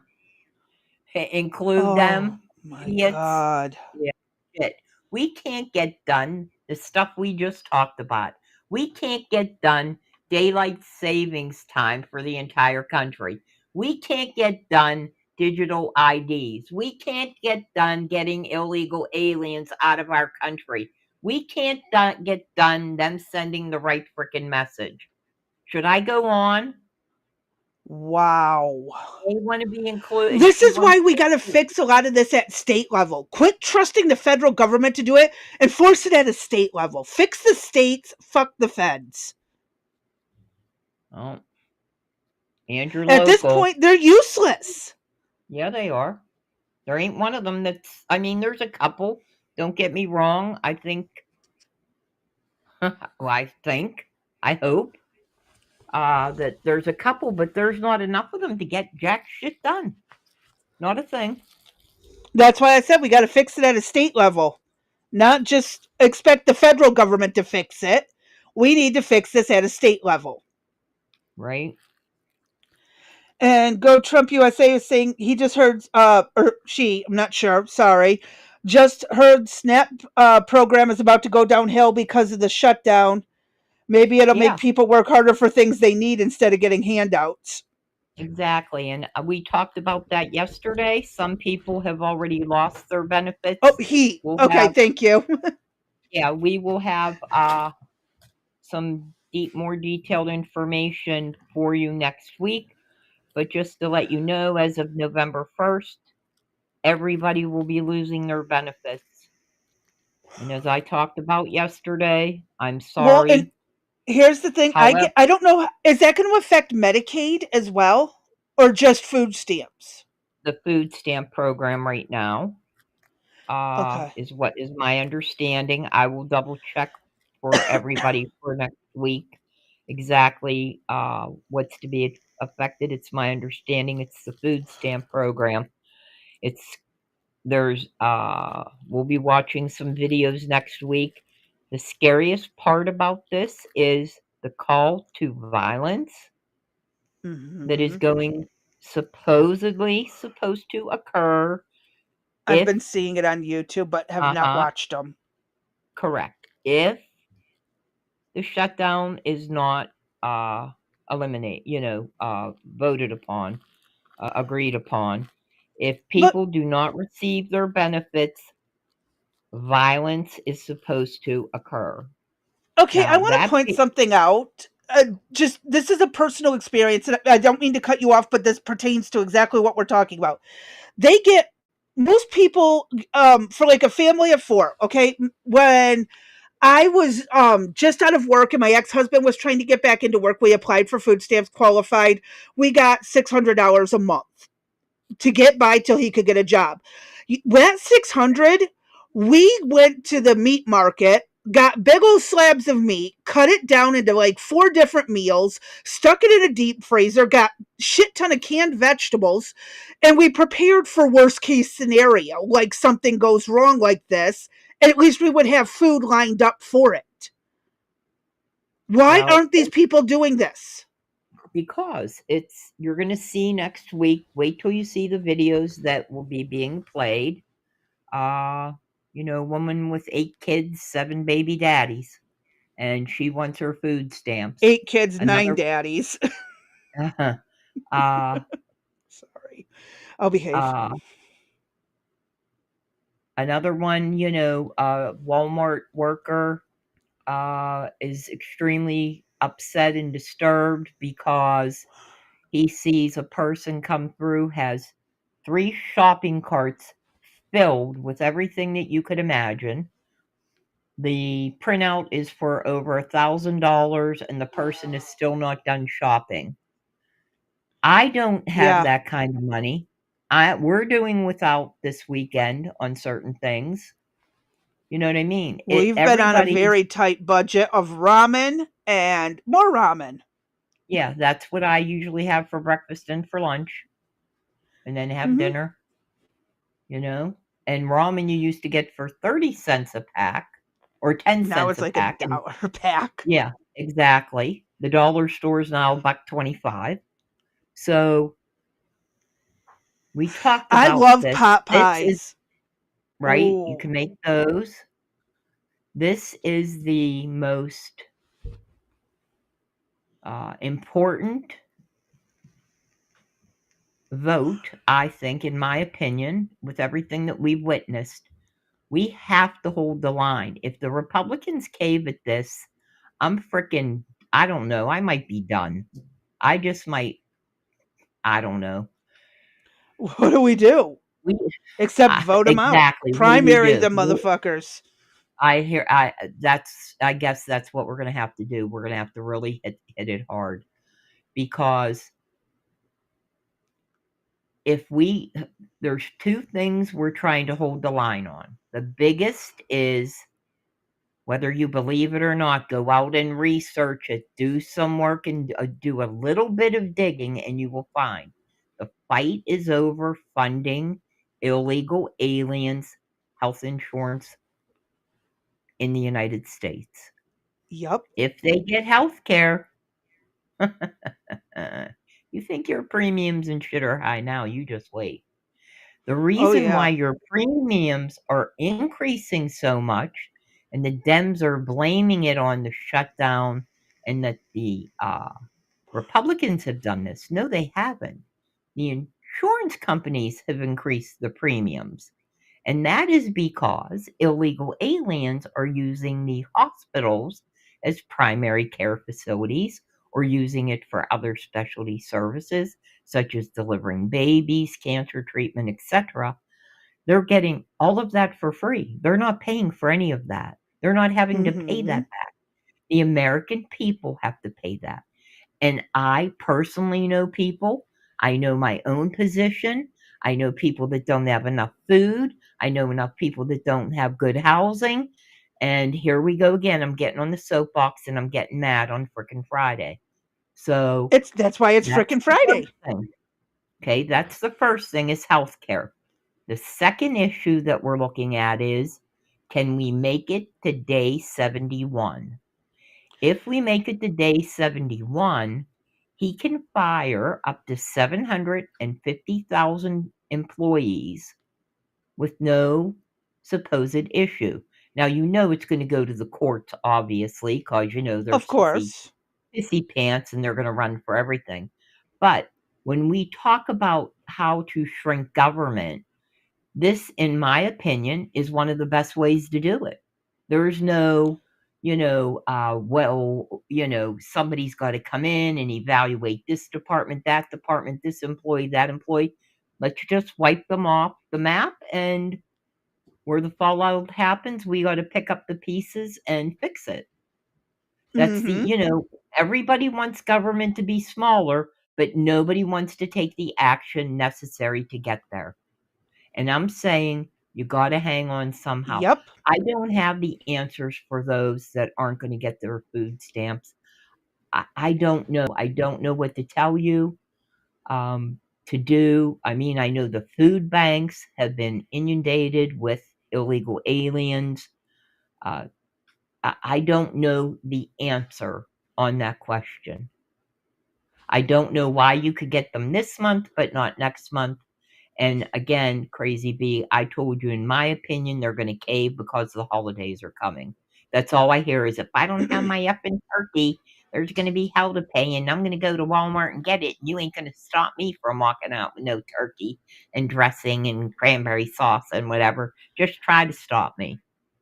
Hard there's not. times does not give you the right to steal, but it does most definitely give you the right to vote out the jackass politicians you put in there who did this stupid shit. Mm-hmm. This is the Democratic Party. This is what happened by letting in this mass illegal migration.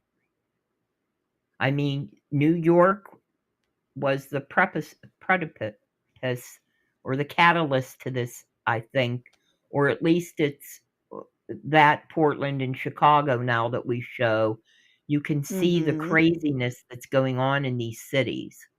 And, oh, yeah. And in some form or another, fortunately, the No Kings rally kind of took a nosedive. It flopped on its face. Yeah, that kind of They had to steal footage from the summer rally to fill it in. Exactly, to make it look big. But again, mainstream media is pushing all of this. So again, what information we're providing you is kind of from all positions, all standpoints. And if you don't believe us, just go do a little bit of research yourself. It doesn't, it's we not put that all hard. of our links in the description when we're done with the videos. Right. So you'll see exactly where we're taking our info from, where we got it from, how we came about this. And again, we try to present both sides of the coin when we're doing this. Mm-hmm. And we'll find that both sides have extremists and both sides are crazy. And honestly, these politicians are a joke and we need to start fresh. Yes, but we do. That's where I stand. I agree. I don't disagree with that, Crazy Bee. Go ahead. All right, let's get through this. There's 2 minutes and some odd seconds. So when police made an arrest, the prosecutor wouldn't even prosecute. My papering rate is 92%. Those cops make an arrest, I've got their back. I'm going to file those charges. And whatever happens, so be it. But they know right now that we're going to fight the fight. I've got prosecutors now who understand what my mission is, who know that our job is to prosecute crime. I came into this office, we're down 90 prosecutors, 150 investigators and paralegals. This was a neglected, unattended to office. We're changing everything in D.C., and we're going to make a difference. And thanks to President Trump and the Attorney General, Pam Bondi, we've got a full court press on this. Left-wing prosecutors under Joe Biden didn't prosecute 65% of crimes in the Capitol. Oh, I wonder why D.C. is so horribly violent. I wonder why, when the Trump administration came in, started enforcing the law, then deployed the National Guard, I wonder why crime plummeted. Well, obviously, because the Democrats are derelict in their duty. The left runs on vibes, talking about root causes. All these vicious murderers, these thugs, they're just misunderstood. We gotta get them on the right path. The guy who brandished a gun and got shot in a police encounter, he wasn't a violent street thug. No, he was getting his life together. He was about to graduate, a future doctor. If only we had more social workers. Enough with the nonsense. That is not the real world. And if you want to stop crime, if you want deterrence, it doesn't come from more social programs and lovey-dovey hugs. You need to prosecute crime. And of course, there are root causes that can be tackled. But again, Democrats don't want to have that conversation. They don't want to talk about the welfare system and what it enables. They don't want to talk about fatherless homes. No, they just want more money, more programs. Yeah, higher taxes. Give us more and more and more and more so we can continue enabling more problems, allowing more crime, and then we'll ask you for more. A self-perpetuating cycle. Ouroboros.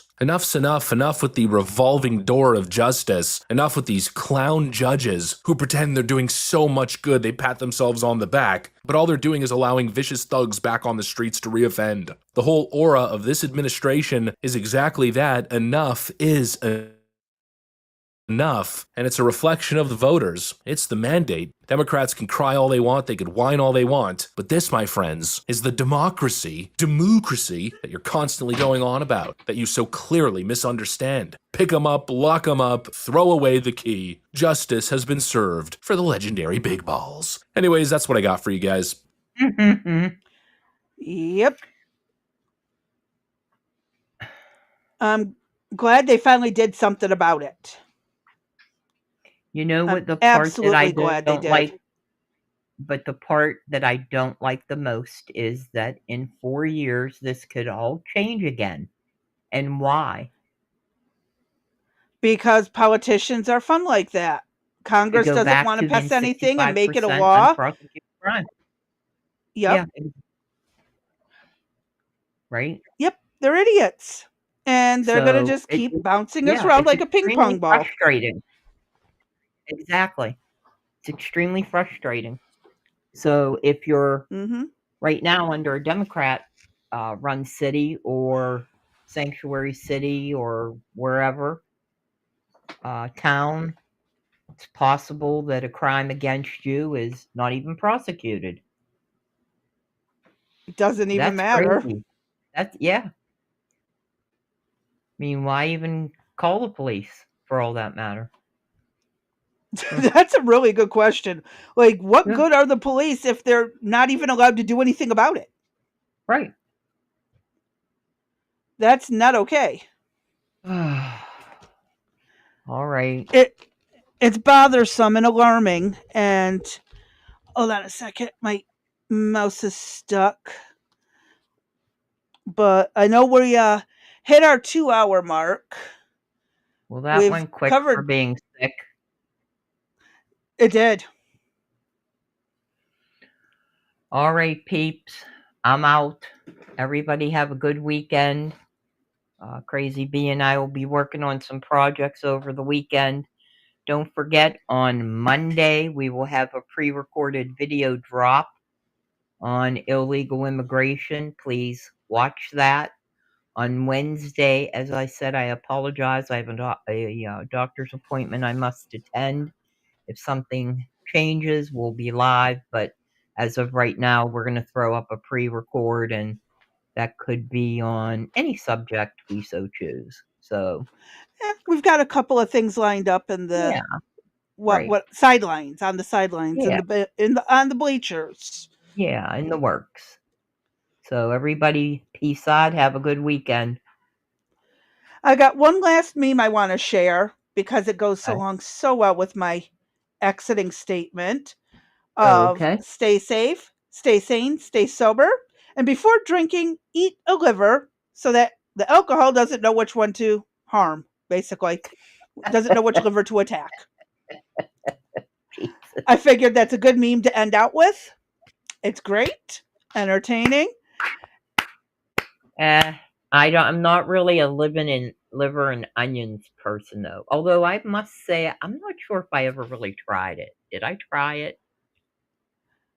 I am not fond of it, but for those who can stomach it, go for it. Yeah, that whole thing just doesn't look appealing. But